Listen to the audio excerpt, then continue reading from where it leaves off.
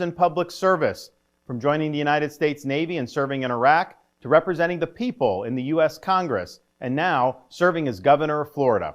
And it reminds me why I decided to run for president, to fight for those who have been forgotten in this country. This is America's time for choosing. We can choose to allow a border invasion, or we can choose to stop it.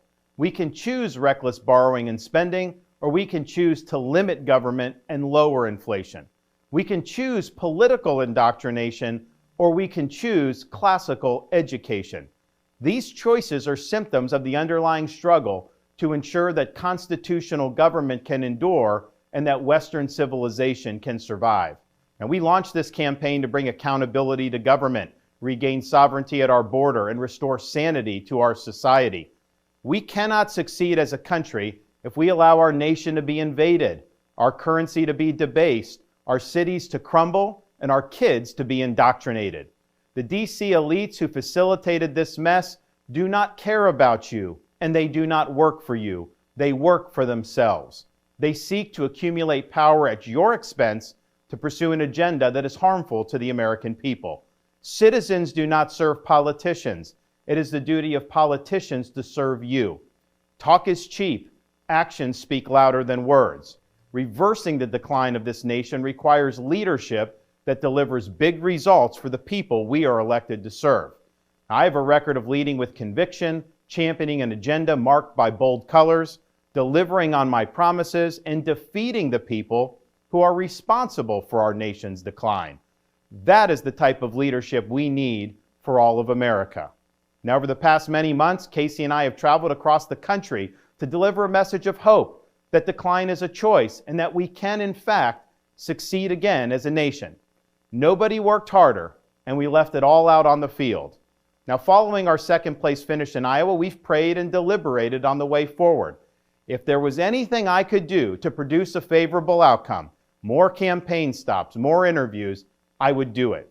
But I can't ask our supporters to volunteer their time and donate their resources if we don't have a clear path to victory. Accordingly, I am today suspending my campaign. I'm proud to have delivered on 100% of my promises, and I will not stop now. It's clear to me that a majority of Republican primary voters want to give Donald Trump another chance. They watch his presidency get stymied by relentless resistance, and they see Democrats using lawfare this day to attack him. Well, I've had disagreements with Donald Trump, such as on the coronavirus pandemic and his elevation of Anthony Fauci. Trump is superior to the current incumbent, Joe Biden. That is clear. I signed a pledge to support the Republican nominee, and I will honor that pledge. He has my endorsement because we can't go back to the old Republican guard of yesteryear, a repackaged form of warmed-over corporatism that Nikki Haley represents. The days of putting Americans last, of kowtowing to large corporations, of caving to woke ideology are over. I thank all of our passionate supporters who have stood by us through it all. That we had people volunteer to come to Iowa in the middle of a blizzard to knock on doors and make phone calls touched us dearly. No candidate had more thrown at him, but no candidate had so many committed volunteers and staff. Finally, I want to thank my wife, Casey, and our kids, Madison, Mason, and Mamie. Casey's gone far above and beyond in her support for our campaign and for our cause.